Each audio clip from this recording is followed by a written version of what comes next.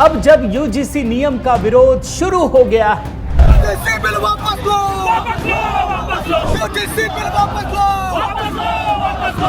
News चैनलों ने भी भोंपू बजाना शुरू कर दिया है। यूजीसी के नए नियमों को लेकर हंगामा बढ़ रहा है। दिल्ली में यूजीसी मुख्यालय के बाहर प्रदर्शनकारी पहुंच गए हैं। यूजीसी के नए कानून के विरोध में सवर्ण समाज ने दिल्ली में सड़कों पर उतरने का ऐलान किया। तो आगे बढ़ने से पहले 1 मिनट के लिए रुकिए और सोचिए।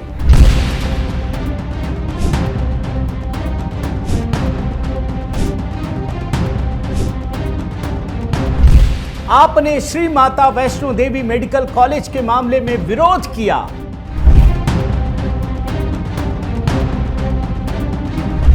सरकार ने इस कॉलेज की मान्यता रद्द कर दी।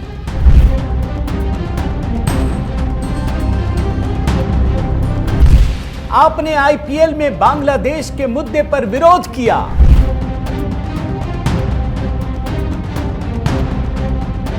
सरकार ने बांग्लादेशी खिलाड़ियों को बाहर कर दिया।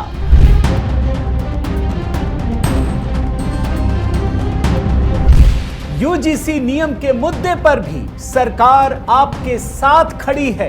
यूजीसी विवाद पर सरकार का जल्द स्पष्टीकरण आएगा। नियम सबके लिए निष्पक्ष होंगे, ये कहा गया है सरकार की तरफ से। किसी के साथ अनुचित व्यवहार नहीं होगा। यूजीसी नियमों को लेकर सूत्रों से बड़ी खबर सामने आ रही है। यूजीसी नियमों को लेकर सरकार आश्वासन देगी, किसी भी सूरत में इनका दुरुपयोग नहीं होने दिया जाएगा। मगर उससे पहले जरा लेफ्ट लिबरल गैंग को भी समझ लीजिए।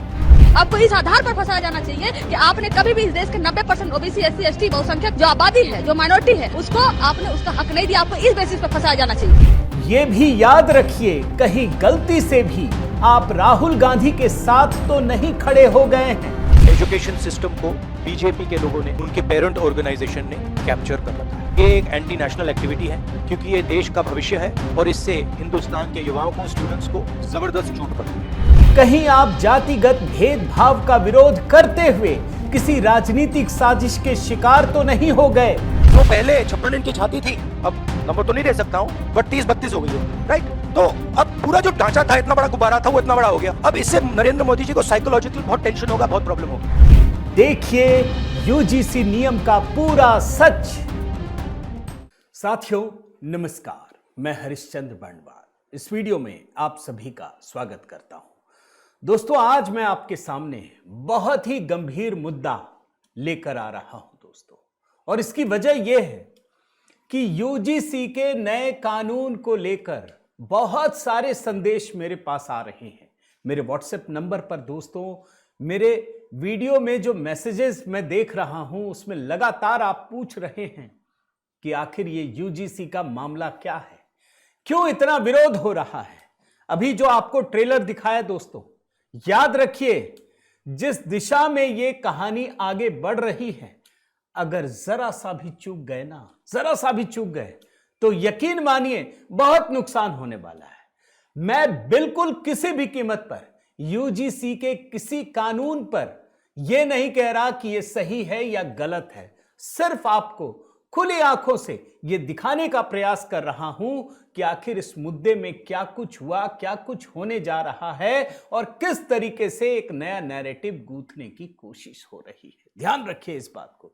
आज मैं आपको इस वीडियो में बहुत सारे टू विंडो, बहुत सारी पुरानी बाइटें, ये सब कुछ दिखाने जा रहा हूं। और जितने भी हमारे मित्र हैं, अभी मैंने आपको ट्रेलर में दिखाया ना, मैं सबसे सहमत हूं, आपको पहले बता देता हूं। लेकिन सहमति के बावजूद ध्यान रखिए दोस्तों, अगर मोदी सरकार की नीयत पर सवाल खड़े किए जा रहे हैं तो आपको सोचना बड़ा जरूरी है। आज मैं ABCD हर चीज दिखाने जा रहा हूं। मेरा निवेदन है उन सभी लोगों से जिन्होंने इस मुद्दे पर जितने भी वीडियो देखे हैं, आप कमेंट कीजिएगा, और जो लोग नहीं देख पाए हैं उनके लिए छोटी छोटी बारीक चीजों को भी रखने जा रहा हूं। मेरा निवेदन है दोस्तों, कमेंट जरूर कीजिएगा। और मैं तो मां सरस्वती का उपासक हूं दोस्तों, सनातन संस्कृति को आगे बढ़ाना चाहता हूं। मैंने गीत भी अभी तैयार किए वसंत पंचमी पर, आपने देखा भी इस वीडियो को। मां शारदे हम तेरा वंदन करें, हम गलत नहीं कह सकते दोस्तों, इस बात को याद रखिए। कमेंट में वैसे इस गीत को पिंड कर दिया है, आप देख लीजिएगा और एक कमेंट जरूर कीजिएगा, जरूर कीजिएगा। चाहे जय सियाराम लिखिए, जो भी लिखिए, लेकिन लिखिएगा जरूर, क्योंकि यूजीसी की पूरी कहानी आपके सामने रख रहा हूं। पहले मैं आपको एक ग्राफिक्स दिखाता हूं दोस्तों, ध्यान से देखिए मैं किन सवालों के जवाब आपके सामने देने जा रहा हूं। पहला सवाल, यूजीसी नियम का विरोध क्यों हो रहा है, इसके जवाब आपको दूंगा। दूसरा, क्या है वो विवादास्पद प्रावधान जिसकी चर्चा हो रही है, जिसका विरोध पूरे देश में हो रहा है। तीसरा सवाल, आखिर इस नए नियम की जरूरत क्यों पड़ी, इसका जवाब देना चाहता हूं। चौथा सवाल, इसमें सुप्रीम कोर्ट की भूमिका क्या है, शुरू से लेकर आज इस मोड़ पर जब इतने भारी विरोध का सामना करना पड़ रहा है। अगला सवाल, राहुल गांधी और विपक्षियों की इसमें क्या भूमिका है। एक एक सवाल का अगर आप बिल्कुल असहमत भी हो तो कमेंट में बताइएगा, और सहमत हो तब भी अपनी राय रखिएगा। लेकिन दोस्तों मैं आगे बढ़ूं, जरा आपको राहुल गांधी का एक पुराना बयान सुनाता हूं। 2 साल पुराना बयान है ये, इसी तरीके से, और ये यूजीसी का ही मुद्दा था उस समय, नीट का मुद्दा था। संसद सत्र शुरू होने वाला था, उसके पहले भारी बवाल, कल भी संसद सत्र शुरू हो रहा है। मैं एक पुराना बयान सुनाता हूं दोस्तों, जरूरी क्यों है इस बात को तो आगे समझ में आ जाएगा। ये राहुल गांधी का बयान है, इनसे सवाल पूछा गया कि सोमवार से संसद सत्र शुरू हो रहा है, आप उठाएंगे कि नहीं।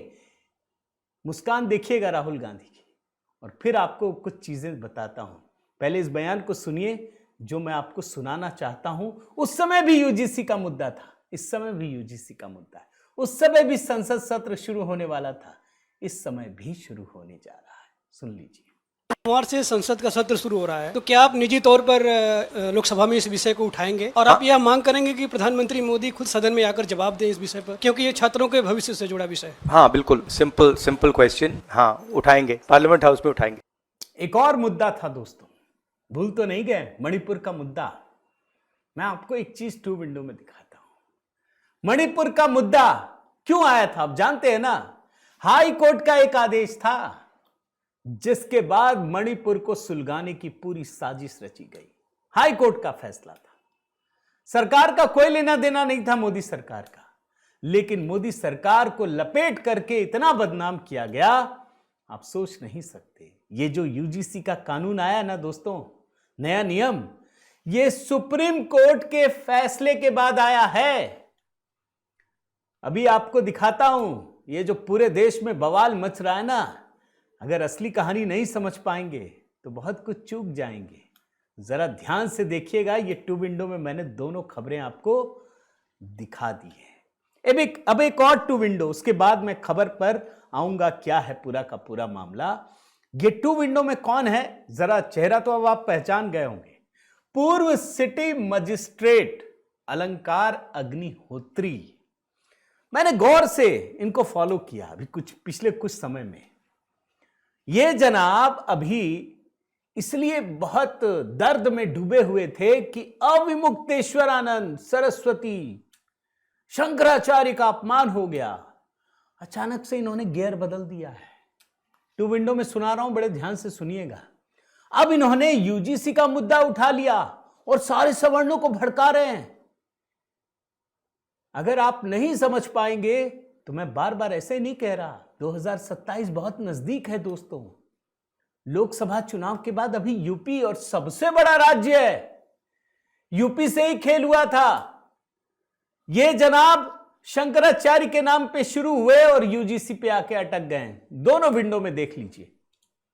शिष्यों के साथ जिस तरीके से जो चोटी पकड़ के, जो ब्राह्मण समाज का जो चोटी और शिखा एक सांस्कृतिक धार्मिक प्रतीक है, उसको उसका मान मर्दन किया गया। इसके अतिरिक्त जो दूसरा विषय था, उसमें यूजीसी का जो रेगुलेशन अभी आया है, जो 13 जनवरी का जो बजट है भारत सरकार का, उसमें सामान्य वर्ग के जो विद्यार्थी हैं, वो जो यूनिवर्सिटी में, उनको स्वघोषित अपराधी मान लिया गया है। मैं चाहूंगा जो ब्राह्मण, कम से कम ब्राह्मणों में अगर थोड़ा ब्राह्मण एमएलए एमपी में जमीर बचा है तो तुरंत रिजाइन दे दे, त्यागपत्र दे दे और जनता के साथ खड़े हो जाएं। मैं चाहता तो था दोस्तों कि आपको मदर ऑफ ऑल डील्स के बारे में बताऊं, जो भारत और यूरोपीय यूनियन ने किया है, जो ट्रंप के लिए बहुत झटका है। मैं चाहता तो था कि कल जो गणतंत्र दिवस के अवसर पर राहुल गांधी ने जो कुछ किया, उस पर वीडियो बनाना चाहता था, लेकिन क्या करें, मजबूरी है। पूरे देश में सारे न्यूज चैनलों में मल्टी विंडो, देश भर में विरोध हो रहा है भाई यूजीसी का। 20-20 विंडो, मैं तो आपको विंडो ही दिखाता हूं, आपको अच्छा लगता है। ये न्यूज चैनल वाले भी पकड़ लिए, कैसे जरा ट्रैक बदला जाए। देश भर में विरोध हो रहा है, यूपी, बिहार, राजस्थान, यूपी में भी अलग अलग शहरों के नाम लिख लिख करके। भले आपको 2-4 आदमी ही दिखेंगे, लेकिन मेरी बात आप समझिएगा। मुद्दा क्या है दोस्तों? मुद्दा है ये गैजेट ऑफ इंडिया 13 जनवरी का। ध्यान से देख लीजिए, पूरा पढ़ लीजिए, कहां विरोध हो रहा है, अभी मैं आपको उस पॉइंट पे लेके आऊंगा। ये 13 जनवरी को प्रकाशित किया गया है यूजीसी का नया नियम है। क्यों नियम है? कि विश्वविद्यालयों में किसी भी प्रकार का भेदभाव नहीं हो सके। अब सवाल खड़ा होता है कि भाई जब सब कुछ चल ही रहा है तो आपको जरूरत क्या पड़ी थी? क्यों पड़ी? इसकी जरूरत पड़ी दोस्तों सुप्रीम कोर्ट के एक फैसले की वजह से, सुप्रीम कोर्ट के एक निर्देश की वजह से। ध्यान से देखिए इसे। यूनिवर्सिटी में, खास करके उच्च शैक्षणिक संस्थानों में जो विद्यार्थी आत्महत्या कर रहे थे, उसको रोकने के लिए सुप्रीम कोर्ट ने 15 सितंबर 2025 को यूजीसी को एक आदेश दिया कि 2 महीने के भीतर, ध्यान से सुनिए, रैगिंग, यौन उत्पीड़न, जाति, लिंग, दिव्यांगता, इन सभी आधार पर जो भेदभाव होते हैं उसको प्रभावी ढंग से निपटने के लिए आप नियम बनाइए, कदम उठाइए। आदेश किसका था वो भी सुनिए। न्यायमूर्ति सूर्यकांत और न्यायमूर्ति जॉय माल्या बागची की पीठ ने, याचिकाकर्ता कौन था सुनिए, रोहित वेमुला और पायल तड़वी, इनकी माताओं ने, राधिका वेमुला और सलीम तड़वी, उन्होंने भेदभाव को लेकर के एक याचिका दी थी। अब दोनों के बारे में आप सुन लीजिए। रोहित वेमुला हैदराबाद सेंट्रल यूनिवर्सिटी में पीएचडी करने वाले विद्यार्थी, 17 जनवरी 2016 को निधन हुआ। इसके अलावा तड़वी जो TN Topiwala national medical college की छात्रा थी, 22 मई 2019 को निधन हुआ।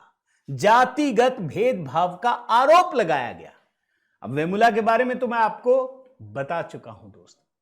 अब भैया सुप्रीम कोर्ट का आदेश है तो यूजीसी को तो काम करना ही पड़ेगा, करना ही है भाई। कम से कम भाजपा शासित राज्यों में या भाजपा में आप संविधान की परिकल्पना के बारे में सोच तो सकते हैं। ये तमिलनाडु की सरकार नहीं है जहां कहने के बाद भी, हाई कोर्ट के आदेश के बाद भी उसका पालन नहीं होता।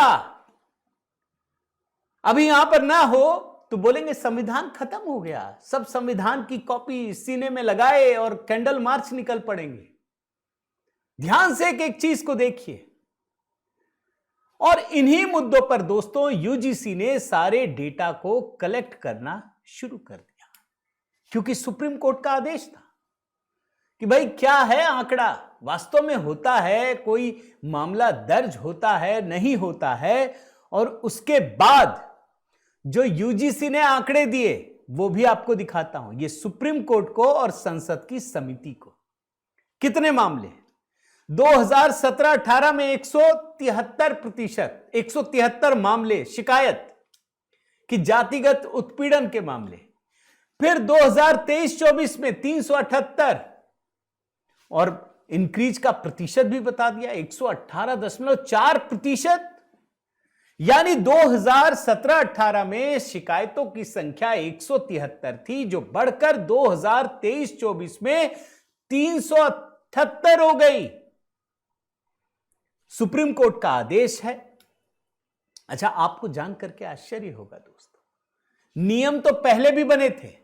ऐसा नहीं है कि ये यूजीसी ने पहले नियम नहीं, अभी नया नियम बना दिया मोदी सरकार में। अभी मोदी सरकार कहीं नहीं है, इस बात को ध्यान रखिए, कहीं भी नहीं है। आप नियत पर सवाल तो तब खड़ा करेंगे ना जब आपको लगे कि नहीं नहीं सरकार एकदम से भिड़ी पड़ी है, लगी हुई है। और आपको मैं बताता हूं दोस्तों कि अभी 13 जनवरी 2026 को जो नया नियम लागू किया गया, उससे पहले 2012 में एक ऑलरेडी नियम लागू था।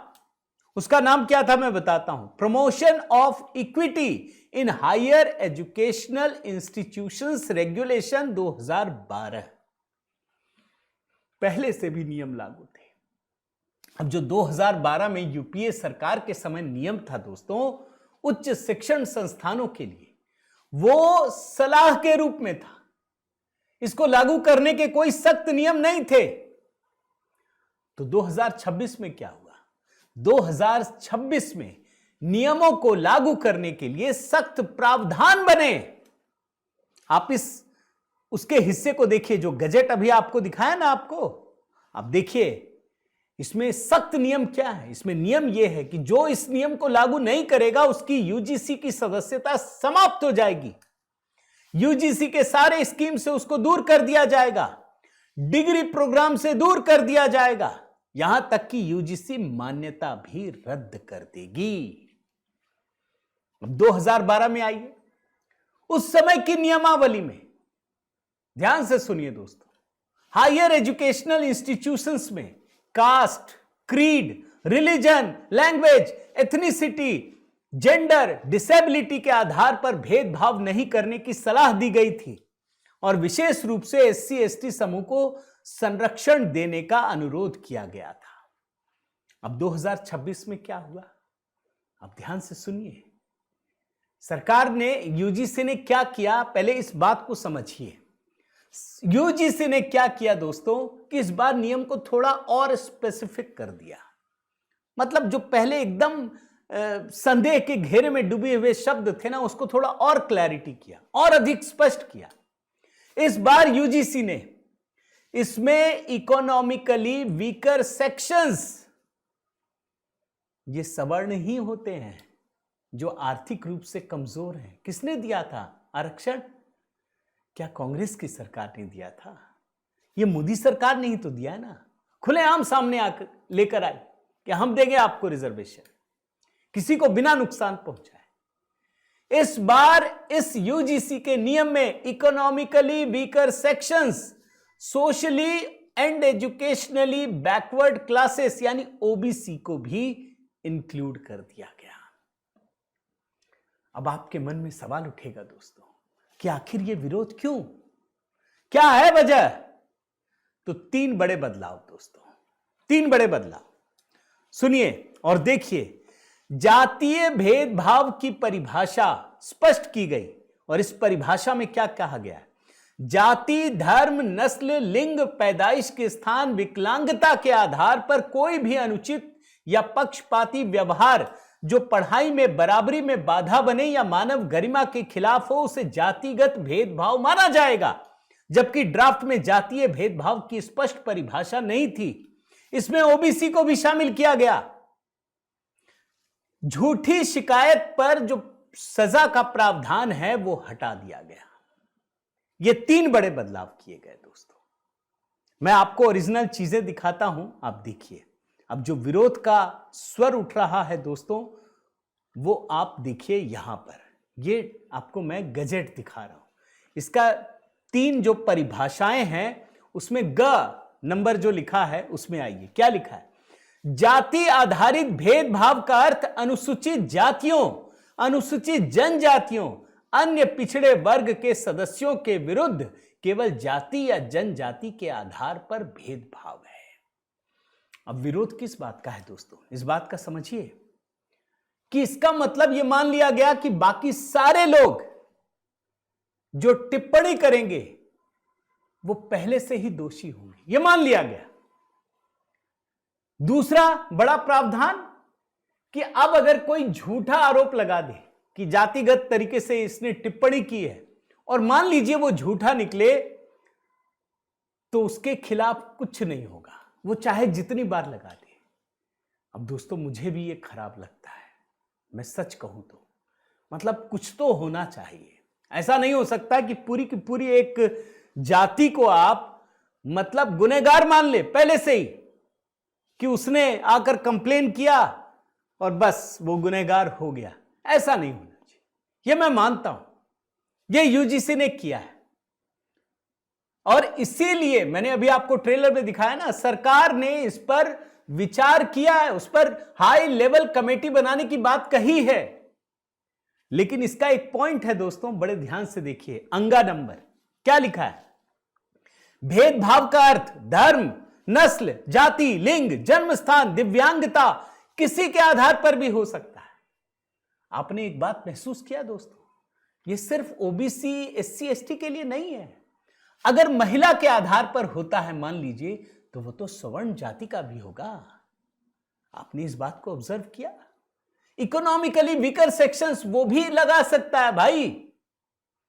इसमें जन्म स्थान के आधार पे, मैं जानता हूं दोस्तों, मैंने यूनिवर्सिटी में भी पढ़ाई की, जब बिहारियों के बारे में बोलते हैं ना तो बड़े हे दृष्टि से, अरे तू तो बिहारी है, वो भी इसमें शामिल होगा।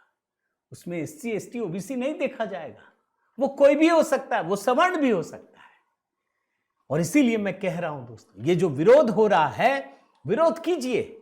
मैंने अभी आपको ट्रेलर में क्या दिखाया, श्री वैष्णो देवी मेडिकल बोर्ड, उसका आपने विरोध किया, सरकार ने आपकी बात सुनी, उसको खत्म किया गया। आपने बांग्लादेशी खिलाड़ियों को आईपीएल में शामिल करने पर विरोध किया, सरकार ने वो भी बात सुनी। सरकार अब भी आपकी बात सुनने को तैयार है, इस बात को ध्यान रखिए। आपकी चिंता जायज है, यह सरकार मानती है कि अगर आप विरोध कर रहे हैं, इस बार तो ओबीसी को भी डाल दिया गया, यानी इसका दायरा और बढ़ाया गया है। सच मायने में कहूं ना दोस्तों, सच मायने में मेरे को जो लगता है, हो सकता है मैं गलत हूं, मैं मानता हूं गलत हो सकता हूं, कि सिर्फ और सिर्फ किन लोगों के लिए एक कानून है, आप समझिए, यह सामान्य वर्ग के लिए भी नहीं है दोस्तों। सामान्य वर्ग भी पीड़ित हो सकता है, और सामान्य वर्ग की जो लड़कियां वो तो और ज्यादा पीड़ित होती हैं, उसको पूरा अधिकार दिया गया है इसमें, वो भी जा सकती हैं। क्षेत्र के हिसाब से, जन्म स्थान के आधार पर वो भी जा सकते हैं। किसको दिया गया है? जो बाहुबली लोग हैं, जो पैसे वाले लोग हैं, जो अकड़ में रहने वाले लोग हैं। लेकिन क्या है, मुझे ऐसा लगता है कि यूजीसी ने ठीक ढंग से इस बात को रखा नहीं, और इसीलिए इतना बवाल होता रहा। सरकार ने सही समय पर इस बात को जनता के सामने आकर कहा नहीं, इसीलिए इस पर बवाल उठा। वरना मुझे लग रहा था कि अगर एक आध चीजों को छोड़ दिया जाए तो यह बेहतरीन कानून था। इसमें हर वर्ग की रक्षा की बात कही गई है, कोई विशेष वर्ग नहीं है दोस्तों। चाहे सवर्ण हो, चाहे निचली जाति के लोग हो, सबकी रक्षा का प्रावधान है इसमें। लेकिन तब भी मैं मानता हूं दोस्तों, मैं यकीनन मैं आपसे कह रहा हूं, मैं मानता हूं, क्या मोदी सरकार ने इसको शुरू किया? भाई हम विरोध कर रहे हैं, कीजिए, करना चाहिए। विरोध करने पर सरकार सुनती है, लेकिन विरोध करते करते कहीं आप उस लेवल पर तो नहीं पहुंच गए जहां आप किसी की साजिश के शिकार हो गए। मैं ये देखकर खुश हुआ दोस्तों कि कई लोगों ने सुप्रीम कोर्ट का दरवाजा खटखटाया है। नियम 3C को चुनौती दी गई है। नियम 3C क्या कहती है? यूजीसी विनियमों के विनियमन 3C के अनुसार जाति आधारित भेदभाव का अर्थ है केवल जाति या जनजाति के आधार पर अनुसूचित जातियों, अनुसूचित जनजातियों और अन्य पिछड़े वर्ग के सदस्यों के विरुद्ध किया गया भेदभाव। अब सुप्रीम कोर्ट में फिर मामला चला गया है, बिल्कुल घूमता हुआ वहीं पहुंच गया है। सरकार भी सुनवाई को तैयार है। सरकार ने हाई पावर कमेटी के गठन की बात भी कह दी है। यूजीसी सुनवाई के लिए भी तैयार है। अब इसका फैसला तो चलो सुप्रीम कोर्ट को करना है, लेकिन मैं साफ कहता हूं दोस्तों, बिल्कुल स्पष्ट तरीके से, अगर आप सहमत हो असहमत हो जरूर लिखिएगा। इसमें दूसरे पैराग्राफ से स्पष्ट है, आप ध्यान से देखिए, ये सभी वर्गों के लिए है। सरकार ने बहुत बड़ा काम किया है दोस्तों। To eradicate discrimination only on the basis of religion, race, gender, place of birth, caste और डिसेबिलिटी, सबके लिए कहा गया है। इसमें एक लाइन जरूर है, against the members of schedule caste specially, लेकिन केवल नहीं है। यानी अगर कुछ प्रावधान हटा दिए जाएं तो यह बेहतरीन कानून है। झूठ बोलने वालों के खिलाफ भी अगर कुछ उसमें रहे कि वो डरे, झूठा आरोप ना लगाए, तो यह बेहतरीन होगा। तो ये मेरी तो अपनी राय है, लेकिन मैं मानता हूं दोस्तों, ये साल 2027 का जो यूपी चुनाव है ना, एक बहुत बड़े प्लॉट के भीतर की ये गहरी साजिश है। और ये जो धीरे धीरे बवाल मच रहा है ना, अब तो मैं देख रहा हूं एक एक करके। अच्छा है, मैं इंतजार कर रहा था भाई, ये जो सारे उल्टे इकोसिस्टम है, खान मार्केट गैंग है, वो तो चुप्पी साधे में है। वो चाहे सवर्ण हो, चाहे निचली जाति के हो, कोई भी हो, वो चुप हैं, वो मजा ले रहे हैं। वो जानते हैं कि मोदी जी को, योगी जी को हरा नहीं सकते, कुछ तो करना पड़ेगा। ये मुसलमान वोट अब नहीं मिल रहा है भाई। अभी बिहार में हुआ दोस्तों, कहां गए? ओवैसी के पास चले गए। महाराष्ट्र में चुनाव हुआ, मुस्लिम वोटर कहां चले गए? नहीं गए कांग्रेस और इनके पास, वो ओवैसी के पास चले गए। एक नई मुस्लिम पार्टी बनी, उनके पास चले गए। यहां अखिलेश यादव से लेकर दोस्तों राहुल गांधी तक, इनको पता है अब ये मुस्लिम वोटर छिटक रहे हैं। क्या करना है? बस यहीं पर आपको भेद क्रिएट करने हैं, लड़ा दो। और उस लड़ाई में आपको लगता है कि मोदी जी लेकर आए हैं? आप सोचिए, मान लीजिए गलती हो गई, अरे सुनता कौन है जो आपको सुनना चाहे? माफ कीजिएगा, आप क्या, अगर अखिलेश यादव की सरकार हो, ममता बनर्जी की सरकार है, आप बोल सकते हैं क्या? जाके बोल के देखिए, विरोध करके देखिए, आपका क्या हाल होगा। आप तमिलनाडु में कर लीजिए, आप केरल में कर लीजिए। ये सरकार आपकी सुनती है तो उतना ही सुनाइए जितना जायज हो। अगर उस लिमिट को क्रॉस कर गए तो यकीन मानिए, सिर्फ मोदी योगी को नहीं, आपको और हमको भी नुकसान होगा। दोस्तों, मैं कुछ बयान सुनाता हूं, प्रियंका चतुर्वेदी, ये बयान आने वाले समय में बड़े काम आएंगे दोस्तों, इसलिए सुना रहा हूं। अभी कंचन यादव का तो सुना लिया, वो बड़ा अच्छा है, अच्छा बोल दिया उन्होंने कि तंग करो, कम से कम ये सुप्रीम कोर्ट में दिखाना जरूरी है। प्रियंका चतुर्वेदी इस नियम का विरोध कर रही हैं। ये उद्धव ठाकरे की पार्टी की नेता है, आने वाले समय में काम आने वाला है। सुन लीजिए। का डिस्क्रिमिनेशन खत्म करने के लिए हम और डिस्क्रिमिनेशन कैंपसेस पे ला रहे हैं। ये गाइडलाइन को विड्रॉ होना जरूरी है और पूरे देश भर में इसका माहौल बना हुआ है और देश भर में यही मांग हो रही है। मैं उम्मीद करती हूँ प्रधानमंत्री जी, गृह मंत्री जी इस पर सोचेंगे कि ये निर्णय किस आधार पर लिया गया, और एजुकेशन मिनिस्टर से कहेंगे इसको जल्द से जल्द वापस लें, या तो मॉडिफाई करें या उसको बिल्कुल जिस रूप में आया है उससे वापस लिया जाए। ये गैंग बड़ा खुश है दोस्तों, याद रखिए, इनको लग रहा मौका तो मिल गया। दूसरे जगहों पे दलितों पे अत्याचार होता है ना, चाहे बंगाल से लेके कहीं पे भी, ये बोलते नहीं है। ये चंद्रशेखर रावण, उनका बयान सुनाता हूं। अब ये बोल रहे हैं जरा सा कानून को, नियम को बदलो, हम एकदम से आंदोलन कर देंगे, 1 इंच भी पीछे नहीं हटेंगे।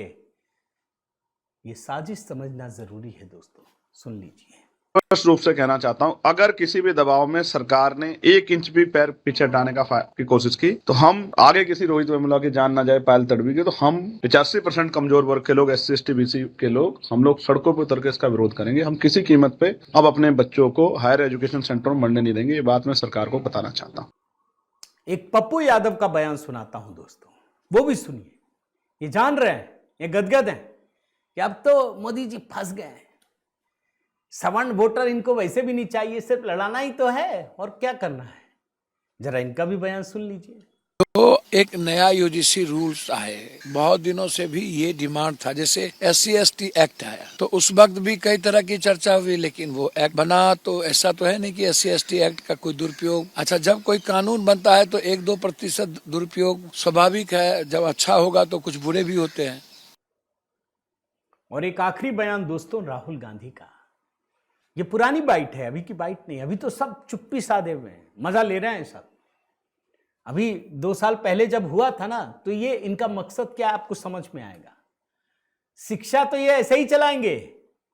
अरे कम से कम ये तो देखिए, आजादी के बाद जो 4 शिक्षा मंत्री थे ना, वो थे कौन? जरा ध्यान तो रखिए। इनसे उम्मीद करेंगे, मोदी जी का विरोध कीजिए, कोई बात नहीं, लेकिन उम्मीद किससे करेंगे? राहुल गांधी से करेंगे। इनका मकसद यह है कि ये जो सनातन धर्मी है उनको हटा करके फिर से लेफ्ट लिबरल गैंग का कब्जा हो जाए शिक्षा में। सुन लीजिए। शिक्षा का सिस्टम है, उसको एक संगठन ने कैप्चर कर रखा है, अपने लोगों को हर पोस्ट पे यही डालते हैं। वाइस चांसलर्स की लिस्ट निकाल लीजिए, पता लग जाएगा। तो इसको रिवर्स करना होगा। मेरी तो एक ही विनती है दोस्तों, आप विरोध कीजिए, खुलकर कीजिए, मगर आपको ये एहसास होना चाहिए कि आपके विरोध कहीं इस इकोसिस्टम को बहुत मदद ना कर दें। फिर तो आप ही पीड़ित भी होंगे, तब तो और पीड़ित होंगे। अभी तो कम से कम सुनने वाला बैठा तो है जो आपकी बात सुनता है, जो जम्मू के मेडिकल कॉलेज में भी आपकी बात सुना, बांग्लादेशी खिलाड़ियों में भी सुना। अगर उसी को हटाने के लिए आप आगे बढ़ जाएंगे तो फिर तो ऊपर वाला ही मालिक है। मेरा निवेदन है दोस्तों, जरूर कमेंट कीजिएगा, बताइएगा। आप लोगों ने इतना मैसेज किया जिसके बाद मैंने सोचा कि इस पर वीडियो बनाना ही चाहिए। आप मुझसे संतुष्ट हैं, आप मुझसे सहमत हैं तो जरूर बताइए, असहमत हो तो अपने तर्क भी दीजिएगा। और साथ ही दोस्तों देखिए, मेरा व्हाट्सएप नंबर भी है। अगर आप मेरे व्हाट्सएप ग्रुप से जुड़ना चाहें जरूर मैसेज कीजिए, जय सिया राम लिखिए। मेरी पुस्तक आप पढ़ ही रहे हैं। बाकी बने रहिए, जुड़े रहिए। बहुत बहुत धन्यवाद। जय सिया राम।